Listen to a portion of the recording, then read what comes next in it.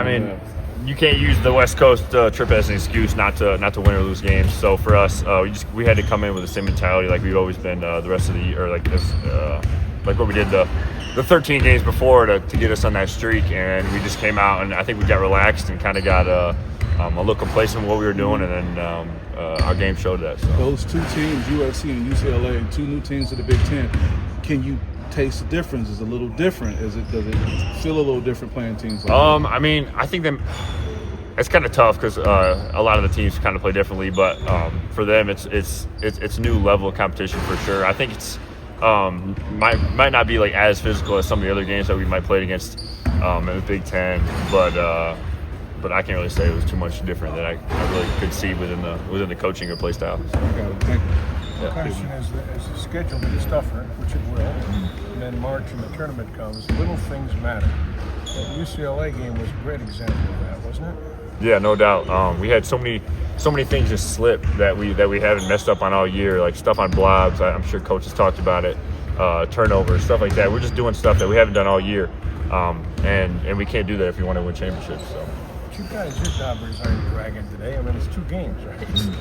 Well, it's easy to say that, but I mean, you can't let anything slip because you want to control your own destiny. So you can't think, okay, well, the guys that are with us, they're going to lose games and all that. You just got to assume that they're going to win out. So if that's pressure, then we got to just play with pressure. So when you lose 2 in a row, which you haven't done yet, do you get anxious to play like that on Saturday? Yeah, a little bit. You just want to get that bad taste out of your mouth, which I think we did yesterday with kind of getting that game out the way, watching that, learning from it, and then.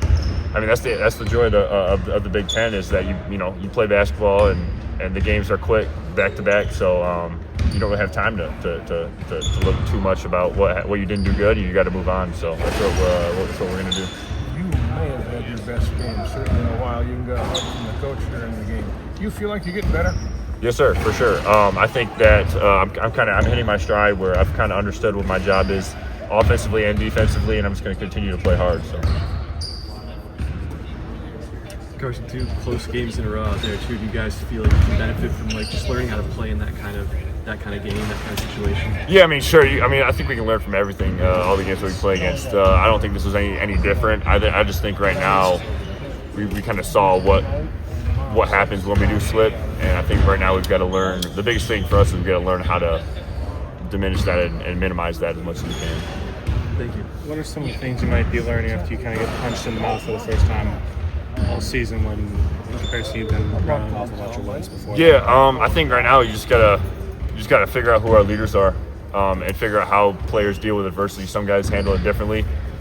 So for me as a leader and as an upperclassman, I gotta continue to do my job to lead the younger guys and some of the guys that aren't as experienced and haven't been through this as much.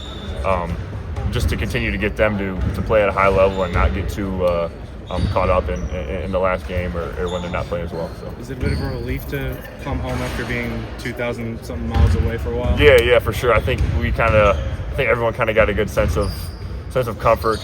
You're back home and you're back in a good routine with everything. You're able to have all the access to stuff you had beforehand, so it's good to be back. When you guys dominate them on the boards like you did, is it staying even more so to essentially throw those opportunities away as many times? Yeah, I mean, it's nice that we did that well for sure, especially coming from the USC game where we didn't rebound as well.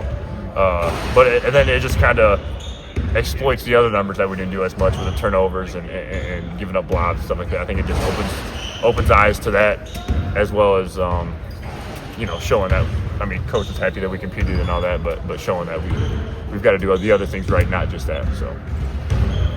Carson, looking ahead to Oregon, third new Big Ten team in a row. Can you just talk about like what's that like scouting one of those new teams and what do you see from them specifically? Yeah, I mean, I think so for the forwards, I think the big thing that we're kind of noticing is they got a lot more mobile guys that are playing the 4 and 5 position. We got another 5 minutes coming in that can shoot it and he can stretch the floor and all that. So for us, we've got to be able to adapt to that. And figure out how we can be efficient guarding them, even though it's a different kind of player. And I think that we kind of got a good taste of that in UCLA and USC too, because they both had players that were kind of the same type of athletes. So. Thanks, Carson. I appreciate it.